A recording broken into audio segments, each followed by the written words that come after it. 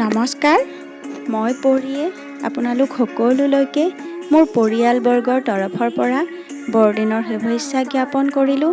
লগতে আগন্তুক নৱবৰ্ষৰ আন্তৰিক শুভেচ্ছা জ্ঞাপন কৰিলোঁ। আজি মই বৰদিনৰ তাৎপৰ্য অলপ আপোনালোকক ক'বলৈ ওলাইছোঁ। যীশুখ্ৰীষ্টৰ জন্মদিনৰ চিনস্বৰূপে আমি বৰদিন অথবা খ্ৰীষ্টমাছ হিচাপে পালন কৰি আহিছোঁ। প্ৰথমতে মই আমাৰ পবিত্ৰ বাইবেল শাস্ত্ৰৰ জোহনে লিখা ৩ অধ্যায় 16 পদটো পঢ়ি দিছোঁ। তাত লিখা আছে যে, কাৰণ ঈশ্বৰে জগতক ইমান প্ৰেম কৰিলে যে তেওঁ নিজৰ একমাত্ৰ পুত্ৰকে দান কৰিলে, যাতে যিকোনোৱেও তেওঁত বিশ্বাস কৰে তেওঁ নষ্ট নহয় কিন্তু অনন্ত জীৱন পায়। এই বিশেষ দিনত আমাৰ মহান ঈশ্বৰে মানৱ ৰূপে এই পৃথিৱীত জন্ম লয় আমাক পাপৰ পৰা উদ্ধাৰ কৰি পৰিত্ৰাণ দিবলৈ। তেওঁ এটি সাধাৰণ গোহালি ঘৰৰ দানা পাত্ৰত জন্ম হৈছিল আৰু এয়াই হৈছে তেওঁৰ নম্ৰতাৰ প্ৰতীক। আমি হয়তো সকলোৱে মন কৰোঁ যে বৰদিনৰ সময়ত প্ৰত্যেক ঘৰতে তৰা লগোৱা হয়।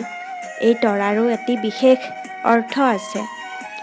সেইটো হৈছে যীশুখ্ৰীষ্টৰ জন্মৰ সময়ত আকাশত এটি উজ্জ্বল জ্যোতি বা তৰা দেখা গৈছিল আৰু সেই তৰা লক্ষ্য কৰিয়েই 3জন জ্যোতিষী পণ্ডিত তেওঁৰ জন্মস্থান গৈ পাইছিল আৰু তেওঁলৈ উপহাৰ আৰু আশীৰ্বাদ কঢ়িয়াই নিছিল। এই আশীৰ্বাদবোৰ যাতে আমিও পাওঁ, এই আশা ৰাখিয়েই আমি সেই তৰা আমাৰ ঘৰত লগাওঁ। এতিয়া মই ক'বলৈ ওলাইছোঁ সান্তা ক্লজ কোন হয় আৰু সান্তা ক্লজৰ লগত যীশুখ্ৰীষ্টৰ কি সম্পৰ্ক। বহু বছৰৰ আগত মায়েৰা নামৰ এখন চহৰত ধনৱান এটি পৰিয়ালে বসবাস কৰিছিলে। এদিন হঠাৎ এটি দুৰ্ঘটনাত পৰিয়ালৰ আটাইকেইজন সদস্যই প্ৰাণ হেৰুৱাইছিলে, কিন্তু এটি সন্তান জীৱিত হৈ থাকিল। সেই সন্তানটোৰ নাম আছিল নিকোলাছ। নিকোলাছৰ ধনৱান পিতৃ মাতৃয়ে এৰি থৈ যোৱা অপাৰ ধন সম্পত্তিৰ বাহিৰে তেওঁৰ আপোন বুলিবলৈ এই পৃথিৱীত আৰু কোনোৱেই নাছিল। তেওঁ ডাঙৰ হৈ ইজৰাইল ধৰ্ম গ্ৰহণ কৰে।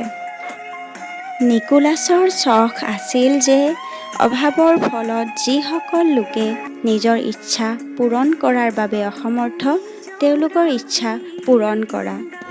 তেওঁ নিজৰ পৰিচয় লুকুৱাই ৰাখি সৰু সৰু ল'ৰা-ছোৱালীৰ লগতে অভাৱগ্ৰস্ত লোকক উপহাৰ দি ভাল পাইছিল। তেওঁ মাজনিশা ঘৰৰ পৰা বাহিৰলৈ গৈ এনেদৰে অজ্ঞাতে উপহাৰ এৰি আহিছিল। ছাণ্ট নিকোলাছৰ জীৱনৰ বহু চৰ্চিত এনে বহু কাহিনী আছে, য'ত এটি নিশাতে বহুতো সা-সম্পত্তি প্ৰদান কৰি তেওঁলোকৰ জীৱন পৰিৱৰ্তন কৰি দিছিল। এয়াই হৈছে সান্তা ক্লজৰ কাহিনী। আৰু সেইকাৰণেই খ্ৰীষ্টমাছৰ আগদিনাখন সন্ধিয়া গীৰ্জাঘৰত অহা সকলো ল'ৰা-ছোৱালীকেই উপহাৰ প্ৰদান কৰা হয়। এই বৰদিনৰ সময়ত পৃথিৱীৰ সকলোলৈ আৰু আমালৈও আমাৰ মহান প্ৰভু যীশুখ্ৰীষ্টৰ আশীৰ্বাদ থাকক। আৰু যিসকলে এই ভিডিঅ'টো চালে আৰু এই বাৰ্তা শুনিলে, তেওঁলোকলৈও যেন আমাৰ প্ৰভু যীশুখ্ৰীষ্টৰ আশীৰ্বাদ থাকক, মই তাৰেই কামনা কৰিলোঁ।